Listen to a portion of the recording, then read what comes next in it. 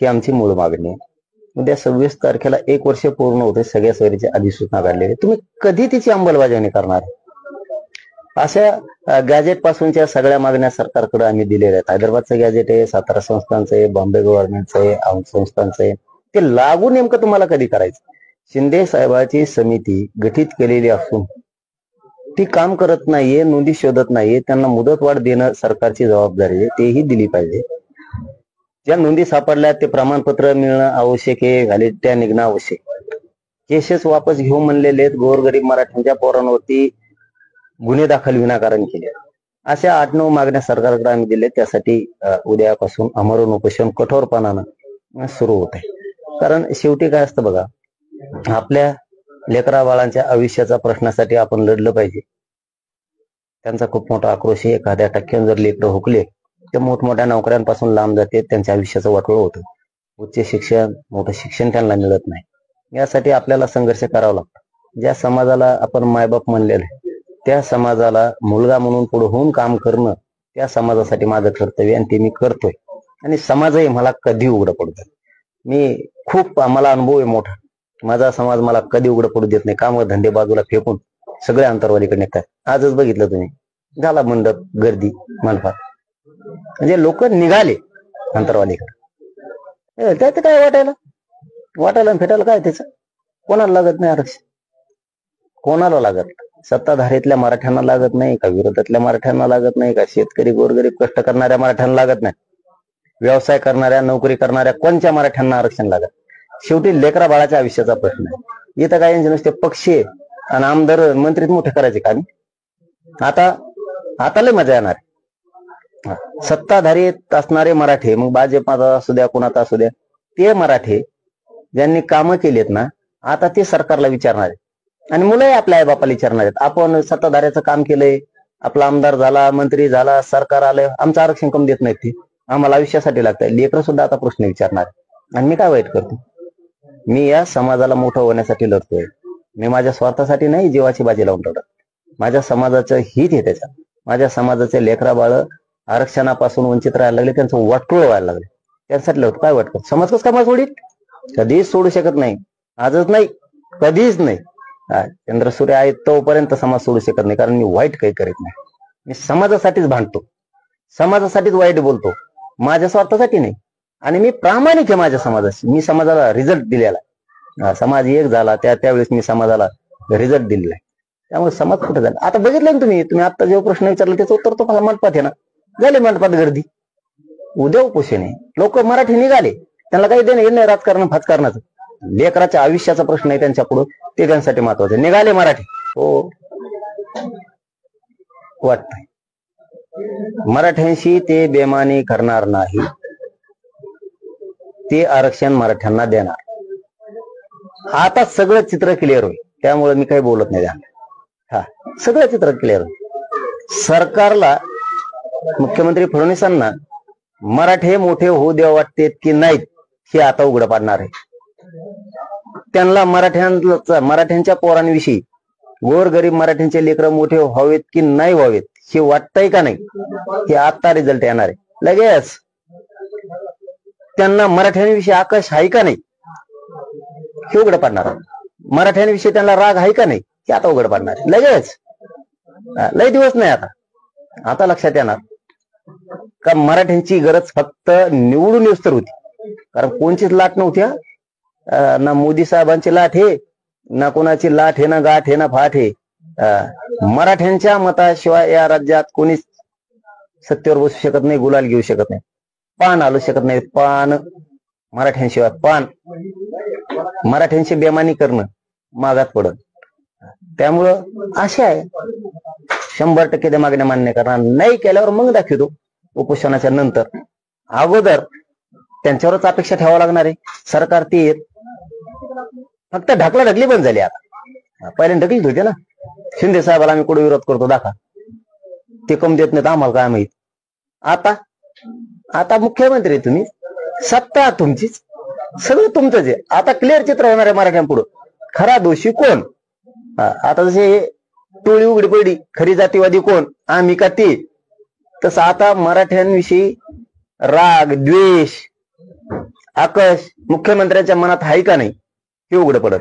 देतेत का नाहीत, मागण्या मान्य करतेत का नाहीत, आता समोर दिसणार आहे. आता देत नाहीत तर आम्ही काही बोलत नाहीत, पण आम्हाला आशा आहे ते पूर्ण मागण्याची अंमलबजावणी करणार. नाही केल्यावर बघ. त्या लेकरांची माया आहे, त्या समाजाची माझ्यावरती माया आहे. जे आहे ते आहे, जे खरं आहे ते खरं आहे. खरं बोललं पाहिजे माणसाला. समाजाला वाटतंय शरीर साथ देत नाही, वेदना आहे, करुण आहे, उपोषण, ही त्यांची माया आहे. पण माझ्या वेदना नाही बघू शकत मी. माझं शरीर माझ्या वेदना बघतो, माझ्या लेकराच्या वेदनाचं काय समाजाचं. त्यांचे किती हाल आहेत. मायबापाने कष्ट केलेत हो, रात दिवस सोपं नाही. ज्याला उन्हात घाम गाळलाय त्याला जाऊन विचारा कष्ट काय असतात म्हणा. तुम्हाला काही शेत बसून कळणार आहे म्हणा. जाऊन विचारा. हमाल्या केल्यावर कसे रुपया मागे ठेवून लेकर शिकवायचे. रिक्षा चालविते, जिपा चालविते, ट्रॅक्टर टेम्पो चालविते, ट्रका चालविते, एसट्या कंडक्टर ड्रायव्हर येतं, टपऱ्या चालित, हाटलं चालित, बारीक बारीक व्यवसाय चालित, शिक्षक आहेत, पोलीस मध्ये येत, महसूल विभागात आहेत, डॉक्टर येतं, वकील येतं, ऊस तोडणारे मराठी येतं, शेतमजुरी करणारे, सालाने राहणारे मराठी आहेत. यांनी स्वप्न बघितलेलं आहे माझ्या लेकरानं मोठं शिक्षण घ्यावं, मोठ्या नोकरीला लागावं. ते स्वप्न साकार करायचं असलं तर आरक्षणाची गरज आहे. म्हणून मी माझी वेदना बघू नाही शकत. समाजाच्या लेकराच्या वेदना बघणं माझी जबाबदारी. त्यामुळे कोणाचा बी बाप आला ना तरी संतोष भाईचं मॅटर दबत नसतं, मी दाबून बी देत नसतो. आणि मी या उपोषणात संतोष भाईची, देशमुखांची सुद्धा मागणी घेणार, सूर्यवंशीची पण घेणार, सोडणार नाही. आणि मुंबईला उद्या मोर्चा आहे, त्यातही मराठा बांधवांनी सहभागी व्हावं हे आवाहन करतोय. कारण मला उद्या उपोषण असल्यामुळे येता येत नाहीये, तेही माझं आव्हान. मी समाजाच्या कल्याणासाठी काम करतोय, माझ्या नाही. मी स्वार्थासाठी लढत नाही. मी प्रामाणिक आहे माझ्या समाजाशी, आणि मी ते प्रामाणिकपणा माझ्या समाजासमोर सिद्ध केलं. मी फुटत नाही, मॅनेज होत नाही. मला काय ते सगळा समाज आहे, देव माझा पाठीराखा समाज आहे. माझा समाज मला उघडा नाही पडू देत. यांनी कितीही मला एकटं पाडायचा प्रयत्न करू द्या, धावून येतो माझा मराठा समाज. हो, तुटून पडतो. जे त्यांचे मुलं, स्वतःचे मुलं त्यांच्यासाठी करतायत, त्याच भूमिकेत मी समाजाचा मुलगा म्हणून काम करतोय. उलट 4 पावलं पुढे जाऊन करतोय त्यांच्या मुलापेक्षा. जीव घेणा प्रवास आणि रक्त जाळतो मी माझ्या समाजासाठी. समाज कसा उघडा पडू दे. झाली की गर्दी आजच मंडपात. मी समाजासाठी लढणार आहे. समाजाची माय आहे. वैभवताईचं म्हणणं होतं तुम्हाला वेदना होतात, तुम्ही उपोषण करू नका. धनंजय भाऊचंही म्हणणं होतं. परंतु मला समाजाच्या न्यायासाठी लढणं आहे, संतोष भाईसाठी लढणं आहे, आणि करोडो मराठा समाजाच्या लेकरासाठी लढणं आहे. न्यायासाठी लढणं माझी जबाबदारी आहे, ते मी काम करतोय न्यायासाठी. नाही दुसरं काय म्हणणं नव्हतं. त्यांचं एवढंच होतं की तुमचं शरीर साथ देत नाही तुम्हाला, आणि मोर्चातही बघतो, आणि ते खरं पण आहे. पण मला समाजापेक्षा काय मोठं, काय जगून करायचं. समाजाच्या लेकराच्या चेहऱ्यावरती आनंद दिसला पाहिजे. ते नोकऱ्याला लागून शिक्षण घेऊन ते सुखी दिसले पाहिजेत. त्यांच्यापेक्षा काय बाबा मला मोठं आहे समाजापेक्षा. आणि मी काय वाईट करतो, समाजाच्या लेकरासाठी लढतो ना. मी का लढू नाही, लढणार मी. वेदनेला मरायला आणि त्याला भेट नाही. फक्त समाजाला माझी विनंती आहे की कामाचा विचार करत जाऊ. आता वेळेप्रसंगी महिना 4 महिन्याला एकत्र येत जा. एकजूट दाखवली पाहिजे. पक्षाचे वैयक्तिक तुमचे मतभेद असतील, तुमचे वैयक्तिक काही नाराज असेल ते सोडून देत जायचं ताबडतोब. आणि समाजाचा जिथं प्रश्न आहे तिथं ताकदीनं धावून येत जायचं सगळ्यांनी. कारण दिवस वाईट उगलेत, आता वाईट दिवस आहेत. त्याच्यामुळे एकजूट दाखवत जा. आणि माझा सगळा समाज एका जागेला, सगळा आता सगळं चित्र क्लिअर होणार. सुरुवात तर केलीच, कारण 1 वर्ष पूर्ण होतंय आता. 26 तारखेला सगळ्या सोयऱ्याच्या अंमलबजावणी आणखी झाली नाही, पण आता सगळं क्लिअर होणार. तुम्ही शिंदे समितीला मुदतवाढ का दिली नाही, शिंदे समिती नोंदी का शोधत नाही, हे सगळं चित्र समाज समोर उघड होणार आहे आता 25 तारखेपासून, उद्या उपोषणापासून. सगळं कक्ष का बंद केले, वंशवळ समिती का गठीत केली नाही, क्वालिटी द्यायचं का थांबवलं, ज्या नोंदी सापडल्यात ते प्रमाणपत्र का देत नाहीत तुमचे अधिकारी, ते सगळं उघड होणार आहे.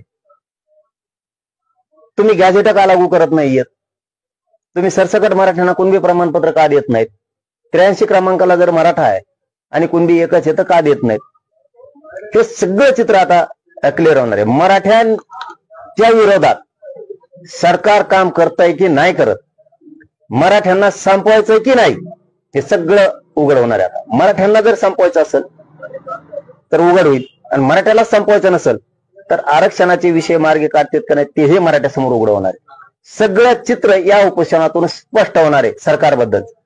सरकारची मराठ्यांविषयीची नियत काय, मराठ्यांच्या लेकरांविषयी किती द्वेष आहे सरकारमध्ये, आहे की नाही हे आता उघड पडा. मी बघतो आता कसं देत नाहीत, पण मला वाटतंय नाही बेमाने करणार मराठ्यांशी. कारण प्रत्येक मराठ्यांनी मत दिलेली कसले लाठी फिटी नाहीत. एवढं माइंडेड बहुमत तुम्हाला स्वप्न तर बघायला मिळालं नसतं. त्यांच्याशी गद्दारी करणं म्हणजे पुन्हा राज्यातून उतरणे. कारण एकटेच 50-55% आम्ही राज्यात एकटेच. त्यामुळं त्याचे फळही भोगावं लागणार. ते आता 25च्या नंतर बोल, काय जे असेल ते 25च्या नंतर बोल. मराठ्यांशी बेमानी करणार नाहीत मुख्यमंत्री, दगा फटका करणार नाहीत, गद्दारी करणार नाहीत, त्याची आम्हाला अपेक्षा आहे. पण आता ते समोर सिद्ध होईल काय. 10-11 वाजता बसणार आहे, उद्या 10-11 वाजता सकाळी बसणार. ज्याला बसायचं ते त्यांच्या मनाने बसतील. कारण दुसरीकडे आम्ही आणखीन एक जागा केलेली पण मनाने. आता ते आम्ही पहिल्यांदा ताकद लावली होती सामूहिक मोठं करायचं. ज्याला ते पोट्टे म्हणतात आम्हाला भूक लागली, मग ते म्हणलं उगा दम निघायचं नाही त्यांना. ज्याला मनाने बसायचं ते बसते. घरच्याचा विरोध असला तर कोणी बसायचं नाही स्वतःच्या मनाने. ते नुसतं इथे येऊन बसले ना तर मी एकटा पठ्ठ्याच काफी. मी बस एकटा लढून मिळवतो, काय गरज नाही. तुम्ही नाही बी बसले ना सगळे कोणी उपोषणाला नका बसू. तुम्ही खुशाल खाऊन पिऊन इथंच झोपा किंवा ये जा करा.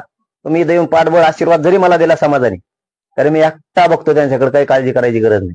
कारण इथं सुद्धा मनपात उपोषणात भेटायला येणारे लोक राहणार आहेत, त्याच्यामुळे इथंही बी जागा लागणार आहे. दुसरीकडे पण आम्ही एका शेतात केली इथं बाजूला, जर वाढलेच तरचा जर तरचा विषय, पण इथं मोकळच ठेवावं लागेल असं आजच्या चित्रावरून दिसतंय. लोक भेटायला आल्यावर ते खाली झोपलेल्यांना तुडीते ना उपोषण करत्याला. त्यामुळे इथं उपोषण करते म्हणजे लोक भेटायला आल्यावर कुठे भेटतील, म्हणजे हाही प्रश्न आज उभा राहिला आता पुन्हा.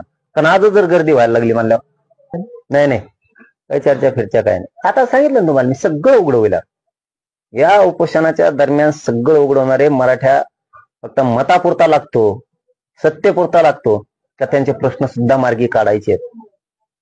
द्वेष आहे का नाही यांच्या मनात, किती राग आहे मराठ्यांविषयी, यांना किती चीड आहे मराठ्यांविषयी, मुख्यमंत्र्यांना, सरकारला, हे या उपोषणातून सिद्ध होणार.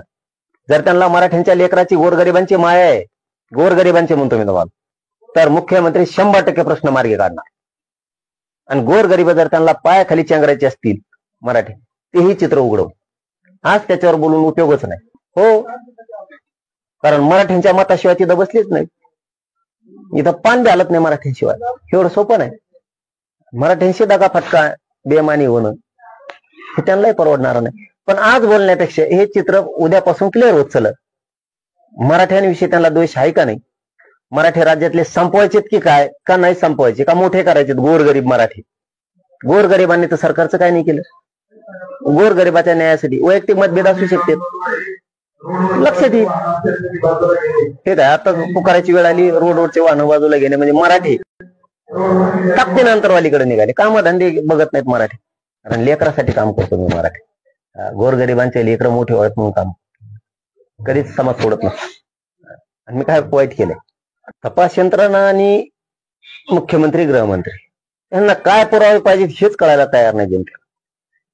खरा खून करणारे कोण हे जनतेसमोर आता सिद्ध झाले. तुम्ही किती लपाछपी केली, सरकारमधले मंत्री वाचवायचा प्रयत्न केला, किंवा ते कोण आहे सरमाड का खरमाड्या, तो कोण आहे, तो कितीही लपवायचा प्रयत्न केला तरी राज्यातल्या जनतेसमोर गेलेले खंडणी मागायला येणेच पाठविलं आणि खून करायला पण येणेच पाठविलं. म्हणजे मुख्य आरोपी तोच पाहिजे हे सिद्ध झालेलं आहे समाजासमोर. आता तुमच्या तपास यंत्रणा काय करतात हे आम्हाला नाही माहिती. तुम्हाला काय पुरावे पाहिजेत हे बी आम्हाला माहिती. तुम्हाला एवढे पुरावे असून तुम्ही त्याच्यावर 302 दाखल करत नाही. मुख्यमंत्री त्याच्यावर आणखी 302 दाखल करीत नाहीत. मोक्यात घेऊन त्याला 120 खाली सामूहिक कटात घेऊन अंडर ट्रायल ते चालवत नाहीत आणखी. आणि त्याच्यावर जर 302 दाखल केलाय त्याच्या हातकडे कसं का नाहीत, काळी टोपी कुठे. तुम्हाला पुरावे काय पाहिजेत, सोडू नाही शकत बस तुम्ही. समाजासमोर तपास गेला, तुमच्या तपासात तुम्ही किती खाडाखोडी केली, समाजासमोर तपास गेला. आणि तुम्ही जो क्लिप बद्दल सांगितलंय तर त्याच पोलीस स्टेशनला टोपी आहे, त्याच पोलीस स्टेशनला. आता त्याचे पण सीडीआर निघणं गरजेचं आहे. आणि सीसीटीव्ही सुद्धा पोलीस स्टेशन. रच्चे कुणी भेटायला येत होतं का, मागच्या दाराने पुढच्या दाराने कोणाकोणाला फोन केले अनेक नंबरवरून, त्याचे मोबाईल जप्त करणं गरजेचं, त्याची बदली करणं उपयोग नाही आता, ते बंदोबस्ताला ठेवणं सुद्धा तिथं कामाचा नाही आता. पण याचा अर्थ असा नाही की बंदोबस्ताला ठेवला आणि त्याची बदली केली, तुम्ही त्याला आता गिअर मध्ये घेणं गरजेचं. आतापर्यंत नाव घेतलं का मी नाही घेतलं, पण आता जर तुझ्या क्लिप व्हायला लागल्यात तर सरकारी दवाखान्यात कोणी नेलं, का नेलं, काय दुखत आहे, काय दुखत आहे, डॉक्टरला सांगता येणार ते कोणी काल प्रेस घेतली तिने, डॉक्टर कशाला आहे, तुला सांगता येणार काय दुखत आहे, आणलं कशाला, जेल प्रशासनाने पाठवलं कस काय, इतक्या रात्री मान्य न्यायालयाने त्याला दवाखान्यात नेण्याचा निर्णय दिला का, न्याला तर न्याला, आयसीयू मध्ये कस काय, ते लॉकअप नाही का दवाखान्यात, जेलला नाही का डॉक्टरने आहेत, म्हणजे तिथं सुद्धा संशय यायला लागला. तुम्ही हॉस्पिटलचे सुद्धा सीसीटीव्ही घ्या, कारण ज्या पीआयची का पीएसआय कोण येते त्याची जी रेकॉर्डिंग व्हायरल झाली, त्यांनीच रोहित नावाचा कोणीतरी माणूस बोललो होता, पोरगा गाडीत बसवला होता आणि उतरला सुद्धा त्यांनीच. त्यामुळे ते CDR निघणं गरजेचं आहे, दवाखान्याचे पण सगळे सीसीटीव्ही निघणं गरजेचं आहे. दवाखान्यात मागच्या दारात त्यांनी कोणी त्याच्याशी बोलतंय का, मला तरी आता अशी शंका यायला लागली की त्याला सोडायचं ऑपरेशन सुरू झालंय की काय षडयंत्र दवाखान्यात बस, 100% वाटायला. कारण जर पीआय त्याच्या जवळचा निघतोय तर हाच पीआय लय दिवसापासून ते संरक्षणाला, तो आता संशयाच्या भावरेत. आता इतकं पुरावे पुढे येते, इतके व्हिडिओ पुढे येते, तरी सरकारला सांगावं लागतं, मग तिथं चौकशी करते. आणि तुम्ही काय चौकशी करता मग, तुम्ही आतापर्यंत हे सगळे पोलिसांमध्ये टाकायला पाहिजे होते, हे पीआय सुद्धा त्याची चौकशी करायला पाहिजे, महाजन आणि ते पाटील त्याचीही चौकशी करून त्यांना आरोपी करायला पाहिजे, त्यांचेही CDR काढायला पाहिजे. खंडणी मागायला ज्या ऑफिसमध्ये बैठक झाली त्या बैठकीला कोण कोण होते, नुसते आरोपी नका धरू, ते कोण कोण होते त्यांना सगळ्यांना माहिती, ते बी आरोपी करणं गरजेचं. खंडणी मागायला गेलेले आरोपी आणि खून करणारे पण सगळे आरोपी, हे फरार असताना यांना गाड्या कोणी दिल्या, अरे तुम्ही कामच करणार राव, फरार करणाऱ्या गाडीचा आरोपी करायला पाहिजे, जेलमध्ये टाकायला पाहिजे होती. तुम्हाला नायनाट करायचं म्हणतात मुख्यमंत्री ह्या गुंडगिरीचा, छेडछाडीचा. मग जे जे पुरावे समोर आहेत त्यांना कसं काय घेत नाही तुम्ही, आरोपी कसं काय करीत नाही. तुम्हाला जर मुळाजाळा शेजाळायचं असेल तर तुम्ही धर्माचा आत टाकला तर तुमच्यावर विश्वास बस, आणि मग लोकांना असं वाटल, लोकांना राईट तपास करतोय सारखा. ते महाजन कुंकड हिंडतोय, ते राजेश पाटील कुंकड हिंडतू, यातला पीआय पुढे. आता तुम्ही करता काय, यांना समजणाऱ्या गाड्या कोणच्या, यांना पैसे कोणी दिले, हे कोणाच्या घरी राहिले, हे कसं काय मध्ये टाकत नाही तुम्ही. हे सगळे आजूबाजूचे सुद्धा व्हायला पाहिजे, कारण ह्यो पीआय की त्या पोलीस स्टेशन मध्ये तो खरमाड का सरमाड होता, तिथंच धनंजय देशमुखाला धमकी दिली, मग त्याला कोणी बोलविलं, त्याला आत कोणी नेलं, सीसीटीव्ही कुठे, तिथं 15 मिनिटं जरी सीसीटीव्ही बंद असला पोलीस स्टेशनचा तरी कोणीतरी भेटायला आलता म्हणून त्याला जेलमध्ये टाकायला पाहिजे. त्या पीआयला दवाखान्यात बी तिथं सीसीटीव्ही बंद असतील, थोड्या वेळासाठी इथं कोणीतरी भेटून गेला, कट शिजला, सुटून जायचा म्हणा, कशाचा म्हणा. आणि हे डॉक्टर सुद्धा सगळे फेऱ्यात घ्यायला पाहिजेत.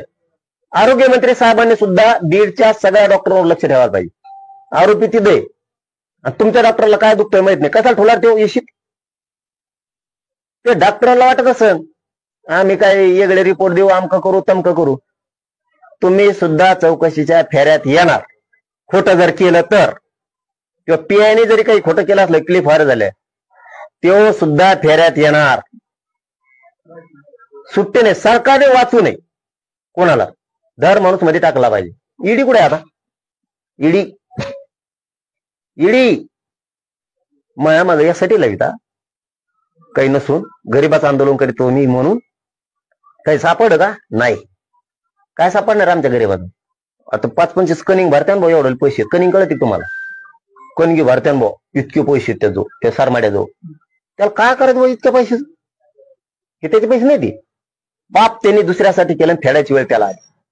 हे एका मंत्र्याचे पैसे 100%. ईडी कस काय सापडीत नाही, वावर कुठं, घर कुठं, कुठं प्लॉट घेतले, कोणत्या कंपनीत, ईडी कुठे आता. चौकशा समित्यावरती जर जनतेचा विश्वास उडाला, चौकशा समित्यांवरचा, तपास यंत्रणेवरचा, राज्यात अराजकता माजल बाबा हो. तपास यंत्रणावरचे विश्वास उडू देऊ नका, नीट तपास करा, पाठीमागा नका घालू. हे छेडछाडी करतेत, बलात्कार करतेत, नाही यांचं ऐकल्यावर मर्डर करतात, खून करतेत. ते महादेव मुंडे का कोण त्याचा तर खून केला 1.5 वर्ष झालं. कळशे का काय कोण मुलगी तिला मारून टाकलं. हे चोट्टे चट्टे चोऱ्या करते, डाके टाकते, खंडाण्या मागते, चोट्टे चट्टी टोळी. या टोळी सगळं जातीला बदनाम केलं. त्यांच्या पत होती चांगली त्या जिल्ह्यात, त्या जातीला खाली मान घालून जगची वेळ आली धनंजय मुंडे टोळीमुळे. आमच्या फोटोला सामाजिक कामं करतो आम्ही, आमच्या फोटोला चपला आणायला होतोय बेट्या. आंदोलन संपदी तो परळीपासून मुंबई पोत काढितो. हा सगळे लफडे बघ काढतो का नाही. तपास यंत्रणाच काय करते मला हेच कळाय ना. आता तपास यंत्रणाच त्यांनी नेमल्यात, आम्हाला ना दिला होता का मराठ्याला. चुकीचं आहे. जनतेला कळालंय आता खुनी कोण आहे. तुम्ही न्याय नाही केला ना, जनता बिथरणार आहे राज्यात आणि जड जाणार आहे. मग दोघाला पण, फडणवीस साहेबाला पण आणि अजितदादाला पण. तुम्ही पालकमंत्री असल्यामुळे तुम्हाला न्यायच करणं आहे. आणि फडणवीस साहेबांच्या घरी देशमुख कुटुंब गेलं होतं, फडणवीस साहेब नव्हते आले त्यांच्या घरी. त्यामुळं समाज शांत आहे, आम्ही सुद्धा शांत आहे फडणवीस साहेबांच्या शब्दावर हे न्याय होईल. पण इकडे यंत्रणेत आम्हाला काही धरलेलं दिसतच नाही. राज्यापुढे सगळे व्हिडिओ चाललेत, सगळे पुरावे चाललेत, पण इकडे काय धराधरी दिसत नाही. तशी सगळी सोडासोडीच दिसते. धराधरीच नाही, नुसती सोडासोडी. याच्या दुष्परिणाम वाईट होणार आहेत. राज्य बंद पाडायची वेळ सरकारने आमच्यावर आणू नये, हे आमचं मूळ सरकारला सांगणे. तुम्हाला जर आणखी 6 रुपयेच करता होय ना, खुन करता, याला काय जात नाही तो, याला काही जात पित नाही. कुणाला मारते ते पैशासाठी, पैसे पद आणि राजकारण एवढंच पाहिजे या धनंजय मुंडे टोळीला. त्यांना काय जात पित नाही कळत. अरे अशी शंका आहे आता यांच्या पवित्र देवस्थानाला सुद्धा याच टोळीनं डाग लावाला. आता संशय येतोय हीच ती टोळी दुही निर्माण करणार. त्यांचा मोठा नेता होता एक, त्याला सुद्धा जिवंत असताना मरण यातना भोगायला लावल्या. हीच टोळी ती, ही संशय येतोय हीच टोळी ती. हा त्यांच्यात नेते आहेत ना, नाही असं नाही, त्यांच्या जातीत नेते आहेत ना, पण इतके नीच विचाराचे नेते यांसाठी. हा त्यांच्या समाजात अहंकारी आहेत, गर्विष्ठ पण आहेत, पण इतके नीच चाली नाही खेळत त्या धनंजय मुंडेच्या टोळीसारखे. लोक मारेव, छेडछाडी कर, बलात्कार कर, योजना खाम कर, घर खाय, जमिनी दाबेव, प्लॉट दाबेव, हट ते नाही करत. आम्ही त्यांची बाजू नाही घेत, पण ते खरं आहे की ते अहंकारी आहेत त्यांचे नेते, गर्विष्ठ पण आहेत. पण ही अशी नीच चाल नाही खेळत त्या धनंजय मुंडे टोळीसाठी. वाटोळ केलं त्यांनी, तरी हे करून हिंडतो. हे आता गडा भरला टोळीसाठी, आणि टोळीच वाचित कवाबी. टोळीने एका लाभार्थी टोळी पैसे खाल्ले असते एकामेकाचे, कोण नाही त्यांना. अरे आरोपीच्या बाजून काय आंदोलन झालंय का आतापर्यंत देशात आणि राज्यात? आता पडीन रूढ का आमच्यात नसते का मला माहित नाही, पण असतेनच ना. कधी आरोपीच्या बाजून मोर्चे काढे आमच्या लोकांनी. आता इथून पुढे कोणत्या जातीचे लोक बघा काही झालं की सोडून द्या म्हणते, आमचं चांगलं आहे देऊ होणार. आता ही रूढ आणि सरकारला हे घडून आणायचं. आणि असले पाळीत आहे तुम्ही कशाला? हे असले मध्ये टाकले पाहिजे, उलट दुसरे तयार करा ना. हे असले काय अर्थ होता? सरकारला, या महाराष्ट्र जनतेला कलंक लावणारे लोक कशाला पाळीता? काय गरज आहे यांची? तुम्हाला काय पाळायची गरज आहे? वाईट दिशेनं चाललंय राज्य. हो, वाईट दिशेनं चाललंय. गुंडाची टोळी संपवायची ऐवजी हे मोर्चे काढतात, रस्ता रोक करते, आंदोलन करतात. आम्ही काय बोललो? जातीवाद केला म्हणते. कोण जातीवाद केला रे? वंजाऱ्याला बोललो का? धनगराला, दलित मुस्लिमाला, 18 पगड जातीच्या 12 बोलत तर लोकांना एकाला शब्दात दुखी नाही, आयुष्यात दुखीणार नाही. टोळीला बोलायचं नाही, त्याला कापी धिंडून द्यायचं का लोकाला? चपलाला काय चपला हाणतात फोटोला, आणि त्याला बेट्या खेटलाच ना तू. आता तुला दाखवतो. आता आपण ज्याच्यात उतरतो ना, पाणीच पाहिजे तो आपला असा कचका असतो, मग पाणीच पाहिजेत असतो आपण. पाप करता आणि ओबीसी मध्ये घेता, जातीला मध्ये घेता, म्हणजे पाप तुम्ही करणार आणि पांघरून त्यांना घालायला सांगता का? ते काय येडे आहेत का? पाप तू करणार आणि फेडायला लावतो त्यांना. फेड तूच, नादी लागतो, काही गरज नसतं. त्याचं नाव सुद्धा घेत नव्हतं आम्ही 22-23 दिवस. धनंजय देशमुखाला धमकी देतात तरी लोकांना थांबित नाही. म्हणजे याचे उलटे खोपडीची येते. यांचं कसं, या टोळीचं धनंजय मुंड्याच्या आमच्या विरोधात जे आंदोलन करीन ते यांचा मित्र आहे. आमच्या विरोधात जे बोलन मराठ्याच्या ते यांचा मित्र आहे. म्हणजे याचा अर्थ असा निघतो मराठ्यांना हे शत्रू मानते. याचा अर्थ असा. आम्हाला शत्रू मानता होय? चिमूटभर तुम्ही टोळी ती एवढी एवढीशी मराठ्यांनी गिरक्यात घातल्यावर फिरकी तरी मारून देते का? कित्येक टोळी ती म्हणजे मराठ्यांच्या विरोधात आंदोलन केलं, याला उकळा फुटाचा, त्याला सपोर्ट करते, लाभार्थी टोळी सगळी. लाभार्थी टोळी उपोषणाच्या पुढे उपोषण करायचे म्हणजे लाभार्थी टोळी झाली. आरोपी म्हणायच्या इथून पुढे आता हे आरोपीच आहेत, आरोपीच्या बाजूने उठणारे आरोपी. वारे टोळी हे काम करून घेतो का? त्याच्यात मर्दानगी मानतो स्वतःला, जातीवाद उफळून तुम्ही आणायचा ना आम्हाला म्हणायचं. काय संबंध आहे कोणाचा? आम्ही कोणाची नाही भाकरी खात. हो, नाही कधीच ओबीसीची भाकरी आम्ही हिसकून घेत नाही, आरक्षण हिसकून घेत नाही, घेणार. आमचा हक्काच आहे, ते घेतोय आम्ही 1884 पासून, 150 वर्षापासून आमचं. तुमचं आता 90 पासून, 1990 1967 पासून नाही घेत. समजून घ्या रे, गोरगरीब ओबीसी बांधव समजून घ्या. आम्ही तुमच्या आरक्षणात धक्का लावत नाहीत. आमच्या लेकराच्या आयुष्याचा प्रश्न, तुमच्या लेकरात सुद्धा आमच्या लेकरा शोधा. तुम्हाला जसे तुमचे लेकर मोठे वाटते तसे आमचेही मोठे व्हावेत असं वाटू द्या. मन जिंका ओबीसींनी मराठ्याचे आणि मराठ्यांनी ओबीसीचे. मन जिंका एकमेकाच्या सुखात दुःखात जाऊ आपण, एकमेकाच्या लढ्यात जाऊ आपण. तुमचा लढा असेल तर आम्ही येऊ, आमचा लढा असेल तर तुम्ही या. आम्ही आमच्या नेत्याचं ऐकत नाही, तुम्ही तुमच्या नेत्याचं ऐकू नका. गोरगरीब आपण जनता गोरगरिबांसाठी लढू. हे वाद लावतात ओबीसी मराठा, धनगर मराठा, काय संबंध नाही आपला, काय संबंध नाही आपला. तुमचं आरक्षण तुमचं आहे, आमचं आहे, आमचा हक्काच आहे. आमची जमीन आम्हाला दिली पाहिजे तुम्ही. आमची भाकर आहे, आमची जिथे तुमची नाही घेता. हे समजून घ्या आणि एकोप्याने आपण राहू. तुमच्या लेकरात फक्त आमचं लेकरू शेता. तुम्हाला जसं मोठं वाटतं तसं आम्हाला आमचं मोठं व्हावं वाटतं. आमचे मोठे करू लागा. तुम्हाला मिळालं त्यावेळेस आम्ही एका शब्दाने सुद्धा तुम्हाला विरोध केला नाही, दुखविला नाही. आज आम्हाला आम्ही लढून मिळवतोय, तर तुम्ही आम्हाला विरोध नाही करा.